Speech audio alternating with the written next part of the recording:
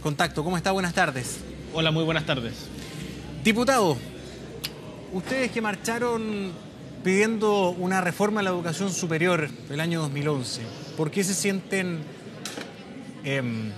no sé si molestos, defraudados?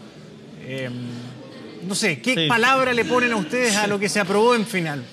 Ayer debería haber sido un día histórico. Ayer deberíamos haber estado celebrando una reforma que debió haber sido de todos. Sin embargo, desgraciadamente, el gobierno, en una percepción, en una comprensión estrecha de lo que es la política, decidió hacer política sin la sociedad. Decidió tratar de representar las banderas de los movimientos sociales, pero sin los movimientos sociales. Y así, en materia de los profesores, por ejemplo, instaló una carrera docente en contra de los mismos docentes. Y hoy día en educación superior hace una reforma en contra del movimiento estudiantil y al parecer en educación estatal, en universidades estatales, está impulsando una reforma en contra de los rectores de las universidades estatales. Eso da cuenta de una falta de capacidad de diálogo y comprensión del fenómeno político del gobierno abismante. Eso es una cosa. En segundo lugar, yo creo que acá se ha cometido una tremenda irresponsabilidad. El gobierno hizo campaña asegurando, la nueva mayoría hizo campaña en todo Chile, asegurando de que iba a haber gratuidad universal el año 2020. Con lo que se aprobó ayer vamos a tener gratuidad con suerte el 2070. Eso es mentirle a los chilenos.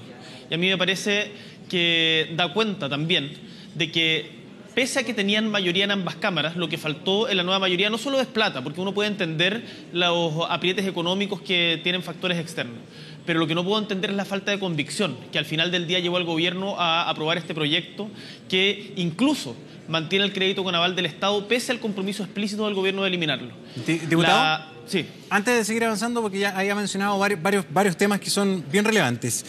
A ver, en materia de que el gobierno ha mentido, que ha hecho campaña con la gratuidad. Cuando se le pregunta esto a la ministra del Piano, a la ministra de Educación, ella dice que en ningún caso esto es una mentira, que acá no se ha engañado a nadie, que la presidenta Bachelet el año 2015 reconoció y señaló que las condiciones económicas del país habían cambiado y que no se iba a poder cumplir esa promesa de campaña, que la situación de la economía había cambiado y que la gratuidad tendría que ser analizada de manera gradual e ir poco a poco caminando hacia la universalidad.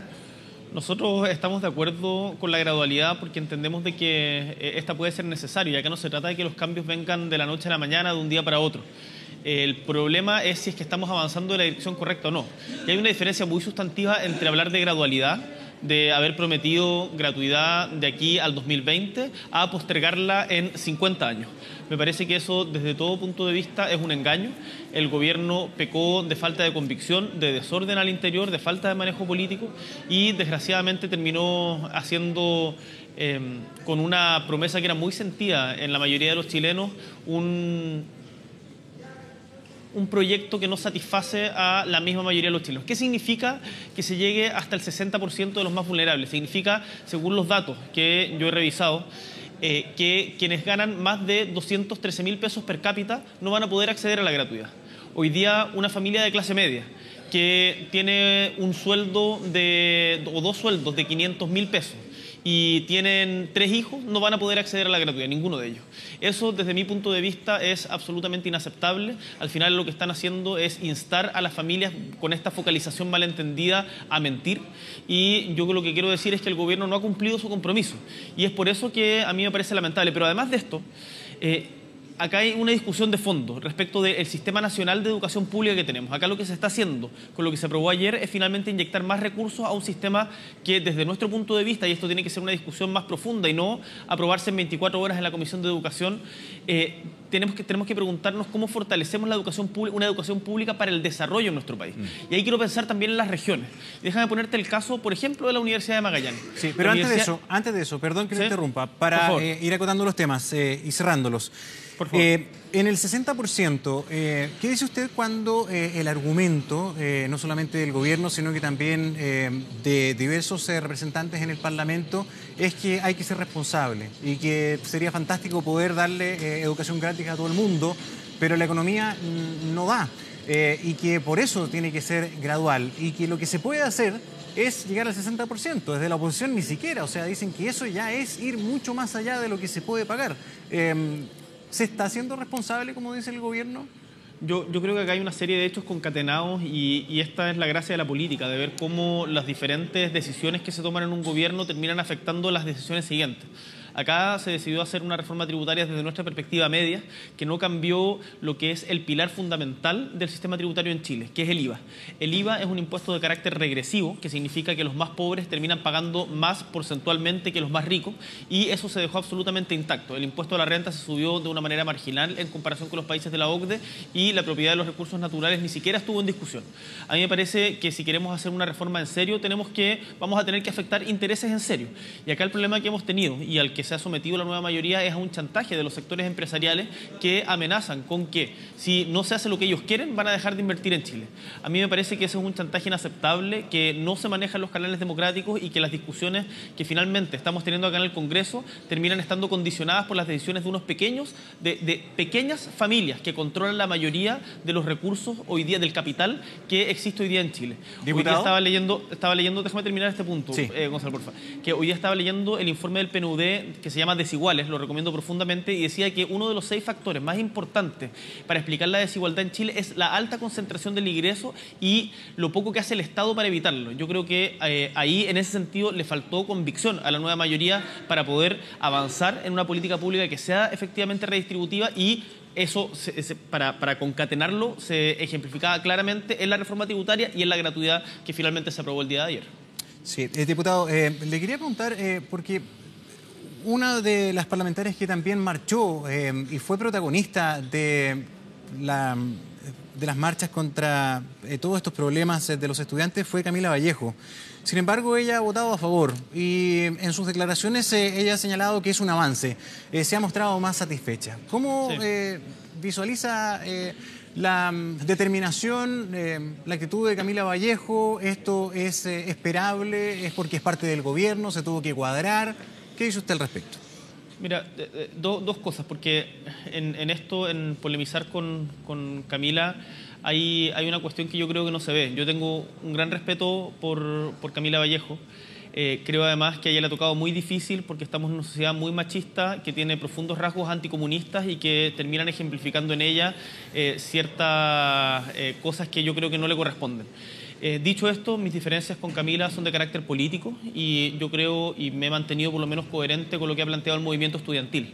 Nosotros provenimos del movimiento estudiantil y hoy día el movimiento estudiantil estaba por rechazar esta reforma porque no era lo que veníamos pidiendo desde el 2006 y en particular desde el 2011 en adelante. Eso lo señalaron ayer los presidentes tanto de la FECH como de la Universidad Católica y por lo tanto nosotros, los diputados del Frente Amplio, mantuvimos una coherencia con esa postura. O sea, Camila Vallejo en ese sentido políticamente ha sido incoherente con lo que ella habló en las marchas, con lo que ella encarnó en las marchas y por lo cual muchos votaron para que llegaran al Congreso, ¿no?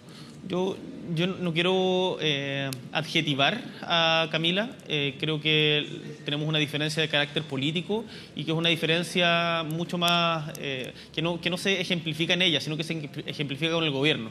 De hecho, Camila Vallejo votó ayer en contra del crédito con aval del Estado y el gobierno lo terminó aprobando junto con los votos de la derecha.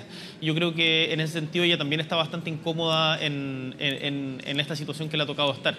Pero yo por lo menos respondo por lo que hacemos nosotros en el Frente Amplio y en el Frente Amplio, Vlado, Giorgio y yo votamos por las demandas que ha levantado el movimiento estudiantil en coherencia con lo que hemos planteado desde el movimiento estudiantil, y la reflexión política de fondo que nos queda es que acá no se puede seguir confiando en los mismos de siempre para que hagan reformas estructurales a lo que ellos mismos construyeron. Por eso necesitamos construir fuerza política propia y eso también es lo que se juega en la próxima elección presidencial. Con respecto al sistema de crédito, porque definitivamente usted no quiere politizar con Camila Vallejo, pero queda claro que hay una diferencia política. Pero hay una diferencia de carácter político. Pero es que usted es bien duro políticamente para criticar a los que no son amigos, pero acá en este caso no debería ser coherente que si no está de acuerdo políticamente con una actitud política de Camila Vallejo, ¿no debería ser crítico también? Pero si soy crítico, yo tengo y quiero decirlo muy explícitamente. Pero suave. Claro, yo tengo una diferencia política explícita con Camila, con el Partido Comunista y con el gobierno respecto al tema educacional, y por eso he votado de manera diferente a ellos en la mayoría de las reformas que se han planteado acá en el Parlamento. Pero mi diferencia es de carácter político, no moral, porque muchas veces se habla de vendidos o de que se dieron vuelta la chaqueta, y yo no creo esas cosas. Yo creo que en particular una persona como Camila, a quien conozco y a quien respeto, actúa guiada por convicciones. Y en esas convicciones yo puedo tener diferencias, a diferencia de con otra gente que mis diferencias son ya de carácter moral, como por ejemplo a los que les pagaba Sokimich, Penta u otras empresas para estar aquí en el Parlamento. Entonces quiero matizar, o no matizar, sino más bien poner la diferencia donde corresponde. Dicho esto, me gustaría agregar una pequeña cosa para que la gente entienda también de qué estamos hablando y cuáles son los efectos concretos de esto. Quiero poner el ejemplo de una universidad estatal regional, la Universidad de Magallanes. En la Universidad de Magallanes, con la ley de gratuidad que se aprobó ahora, va a quedar con un déficit de cerca de 200 millones de pesos porque o más bien, se mantiene el sistema de competencia que lo obliga a competir por matrícula con las universidades privadas. Eso es algo que es inaceptable y que no se soluciona tampoco en la ley que presentaron de universidades estatales. Entonces, el gobierno al final del día, para tratar de cumplir con todos y quedar bien con todos, está haciendo leyes que son incoherentes y que no terminan dejando contento a nadie. Para hacer la tortilla hay que romper huevos, hay que afectar intereses. Y en esto me parece que el gobierno ha tenido una posición timorata por falta de convicción al interior de la nueva mayoría y que demuestra, y esto yo creo que es el punto importante, de que la gobernabilidad de la que tanto hablan no es tal y que necesitamos un proyecto político nuevo en Chile, que es lo que espero represente el Frente Amplio. Sí. Escuchándolo usted, prácticamente en esta pasada es muy similar su argumentación a la de diputados bastante lejos ideológicamente como Jaime Belolio. Prácticamente se repite la mayoría de los argumentos de lo que usted está diciendo en la justificación a sus críticas. Coinciden bastante en esta pasada con respecto a lo que se ha aprobado. Incluso Belolio dice que lo que se ha aprobado es un engendro, que es incoherente, que hay muchas cosas que son impracticables, que por ejemplo en materia de acreditación, investigación, se le pide a todas las entidades que se acrediten de la misma manera en circunstancias que 2/3 nomás pueden cumplir aquello, que acá hay un sesgo solamente universitario, que los CFT y los IP son tratados de manera distinta, que con suerte se tocan. ¿Usted también coincide con esas críticas de Belolio de la UDI? Con algunas de ellas, pero en política no porque una persona con la que yo tenga diferencias, por ejemplo, diga que hoy día es martes, va a dejar de ser martes.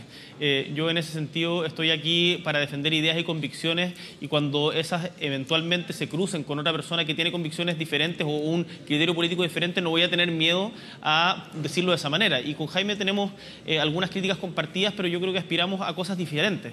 Jaime Belolio está en contra de la gratuidad universal, Jaime Belolio está en contra de fortalecer las universidades públicas, Jaime Belolio ha estado permanentemente en contra de terminar con el negociado de la educación. Entonces me parece que el tratar de hacer un símil entre las posturas, porque ambos rechazamos por motivos diferentes, es más bien un atajo que ser fiel a los argumentos que hemos presentado, independiente que, como tú bien dices, hay algunas cosas, por ejemplo, respecto a la coherencia del total del paquete legislativo, podamos coincidir en algunos aspectos. Sí, a eso me refiero.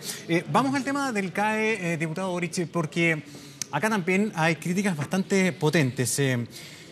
El CAE se va a mantener hasta que no exista un mecanismo de crédito de reemplazo. Sí, así es. Proyecto, dicho sea de paso, que se va a mandar recién en noviembre. Entonces, varias preguntas al respecto. Uno, ¿es realista esto? ¿Se alcanza a aprobar en noviembre? Vamos a estar en medio de una elección, de una primera vuelta, en fin. Y lo otro, la ministra dice, a ver, es imposible prescindir de un sistema de crédito porque si no tenemos el 100% de la gratuidad, tenemos que mantener una alternativa de financiamiento para esas familias que no accedan a la gratuidad. Sí, yo creo que respecto al CAE hay dos cosas que conversar. Uno respecto al pasado y otro respecto a lo que viene. Y haría una cápita respecto a la actitud que ha tenido el gobierno sobre eso. El CAE fue una pésima política pública que, desde cuando uno ve las tasas de ingreso en educación superior, no se pegó un salto significativo, sino que siguió la tasa de crecimiento que había tenido desde los 2000 en adelante. Recordemos que el CAE parte a fines del año 2005, por lo tanto el primer año que se ocupa es el año 2006. Y al final del día lo que terminó siendo para miles de familias chilenas fue una tremenda mochila de deuda. Y por lo tanto, cuando se hace una mala política pública, el Estado tiene que preocuparse de reparar los efectos de esa mala política pública. Y por lo tanto, lo primero es que el Estado debiera sentarse a conversar con todos los endeudados, por ejemplo, sobre una cifra determinada para que por lo menos para que la solución que se elabore una vez terminado con el CAE sea retroactiva para todos ellos y podamos avanzar hacia una condonación, aunque sea parcial, de la deuda, porque la mochila que se les cargó a los estudiantes y a sus familias por el solo hecho de querer estudiar es absolutamente inaceptable. Dicho esto, para el futuro, el gobierno se comprometió de manera explícita cuando se votó en general en esta misma sala en la Cámara de Diputados el proyecto de ley de educación superior a terminar en esta ley el CAE. Y eso el gobierno lo incumplió totalmente. Y por lo tanto nosotros lo que le decimos al gobierno es que no pueden estar permanentemente haciendo compromisos y no cumpliéndolo a la hora de los que hubo, porque así se traiciona la fe pública y terminan al final del día, más allá de que yo pueda estar indignado respecto a eso y las familias que están endeudadas con el CAE también, terminan haciendo un daño a la política y a la democracia, porque cuando se miente en política y no se cumplen los compromisos, al final la gente deja de creer en estas instituciones. Diputado. Y ese es justamente el problema que tenemos hoy día. ¿Qué es lo que debiéramos hacer para adelante? Yo estoy de acuerdo en que evidentemente acá no se puede sencillamente sacar una cosa y dejar sin nada, porque hay muchas familias que hoy día necesitan de algún tipo de ayuda para poder financiar la universidad en la medida en que no tengan gratuidad. Nosotros ahí hemos presentado propuestas, el Confetti de hecho presentó indicaciones y desgraciadamente estas no fueron acogidas y por lo tanto desde nuestra perspectiva el gobierno vulneró su compromiso. ¿Y usted cree que nuevamente están mintiendo en el sentido de voluntad del cambio del CAE? ¿O usted visualiza que el hecho de presentar en noviembre recién este proyecto es postergar la resolución del tema crediticio para el próximo gobierno? Gonzalo, tú lo decías bien en la pregunta, cuando me hacías la pregunta. ¿Alguien cree que en medio de una elección presidencial el gobierno va a enviar un proyecto que tiene un costo fiscal importante para enviarlo y aprobarlo en las dos cámaras en noviembre, cuando ya le queda tan poco tiempo al gobierno de la presidenta Bachelet? ¿Va a hacerlo? Yo la verdad desconfío de esas buenas intenciones, por eso estábamos ante una oportunidad clara, que de hecho se había aprobado en la Comisión de Educación y lo terminaron dando vuelta en la Comisión de Hacienda. Eso es algo que puede parecer muy enredado, pero lo que quiero dejar en claro es que el gobierno perdió la oportunidad de honrar su palabra y de terminar con el crédito con aval del Estado, que es una mala política pública creada por el señor Vitar, por el señor Lagos y por el señor Izaguirre, y que al final del día terminaron cargando con una deuda a miles de familias que hasta el día de hoy no pueden terminar de pagar la universidad porque están endeudados con 30, 20, 10 millones de pesos por el solo hecho de haber querido estudiar. Y eso este gobierno no se ha hecho responsable. Estamos hablando del ítem financiamiento, que por supuesto que es muy importante por la carga de deuda que tienen muchas familias. Era uno de los ítems de las principales demandas de los movimientos a nivel nacional para resolver este tipo de problemáticas de la educación superior. Pero yo le quiero preguntar en temas de fondo, ¿esta reforma a la educación superior resuelve otros problemas que también son tanto más relevantes? Por ejemplo, ¿va a mejorar la calidad? ¿Va a mejorar la calidad de la educación superior? ¿Va a mejorar realmente el sistema de acreditación? ¿Va a mejorar el tema del lucro? ¿Se va a evitar que haya operaciones entre relacionados? Sí. Hay un montón de temas que lo que se aprobó lo soluciona o no lo soluciona. ¿Se avanza o no se avanza? Es discutible cuando uno ve ciertos aspectos parciales de la reforma, y nosotros lo estudiamos en detalle desde el movimiento autonomista y en conjunto con Revolución Democrática. Pudimos ver de que hay ciertos aspectos, como por ejemplo la creación de la Superintendencia de Educación Superior o la creación de la Subsecretaría de Educación Superior, que van a permitir una mejor articulación del sistema y una mayor fiscalización a que se cumplan las reglas del mismo. Y eso sin lugar a dudas es un avance que en la medida en que no degenere solamente en burocracia, sino en medidas efectivas para aplicar la ley, pueden ser positivas. En acreditación nosotros aprobamos también, por ejemplo, lo que se refiere a la acreditación obligatoria de las carreras de la salud, que nos parece un ítem tremendamente importante para un tema que es profundamente sensible en Chile, que es la calidad de nuestra salud pública en Chile. Otro tema en que se podría considerar avance, por ejemplo, es la tipificación del lucro como delito, que también se aprobó el día de ayer en la votación. Entonces, cuando uno desglosa y entra a picar fino, hay algunos aspectos que son positivos como los que tú preguntabas, pero yo creo que en general esta es una reforma que no cumple con las expectativas de la sociedad que se movilizó y que apoyó al movimiento estudiantil del 2011 en adelante, y que por lo tanto este tema queda absolutamente abierto para futuros debates. Sin perjuicio de lo cual, y en esto yo no quiero concederle el punto a la derecha, de que acá se puede caminar y mascar chicles. Y acá nosotros también vamos a estar preocupados, por ejemplo, de prioridades como son el tema de la infancia, la crisis del Sename o el tema de las pensiones, mientras discutimos temas de educación superior. Diputado, finalmente quería preguntarle por un tema aparte. ¿Usted está de acuerdo con los dichos de Javiera Parada que ha señalado con respecto a Venezuela en un mensaje, queridos amigos de la izquierda o izquierdistas? Se supone que ser de izquierda es ser demócrata. Dejen de defender el régimen autoritario venezolano. Usted también ha tenido críticas con el régimen de Nicolás Maduro, pero ¿usted comparte esta crítica y este llamado que hace el mundo de la izquierda, Javiera Parada, de condenar derechamente y sin reparos lo que pasa en Venezuela? Mira, la situación en Venezuela hoy día es tremendamente compleja y no permite, desde mi punto de vista, aproximaciones facilistas que al final del día terminen dándole o terminen engrosando las filas del golpismo que hoy día existe en Venezuela. A mí lo que me preocupa es que hoy día el pueblo venezolano está sufriendo y que por lo tanto la solución a este sufrimiento tiene que ir mediante el diálogo y no la violencia. Y yo creo que efectivamente el gobierno de Nicolás Maduro ha incurrido en actos de violencia inaceptables contra algunos manifestantes que han derivado en muerte, tal como también la oposición ha incluso linchado y quemado vivo a manifestantes que son pro gobierno. Hoy día en Venezuela hay un clima muy tenso, que no se soluciona en nada con declaraciones interesadas desde Chile que no colaboran ni un centímetro en mejorar la situación en Venezuela. ¿Hay democracia en Venezuela, diputado Boric, así como están las cosas? Hoy día hay una crisis en la democracia de Venezuela y eso no cabe ninguna duda. Una crisis que afecta desde su estructura productiva a su estructura representativa. El hecho de que la fiscal general hoy día esté siendo crítica con el gobierno de Nicolás Maduro claramente representa un quiebre incluso dentro de las mismas filas del chavismo. Y eso desde la izquierda sería ponerse ante ojeras no reconocerlo. Pero yo no voy a, por tener una crítica desde la izquierda al gobierno de Nicolás Maduro, pasar a engrosar las filas del golpismo que tanto daño le ha hecho también a la historia de América Latina. ¿Se equivoca Javiera Parada entonces con el llamado? Es que Gonzalo, yo creo que esto no se trata de polemizar con la Javiera Parada o no.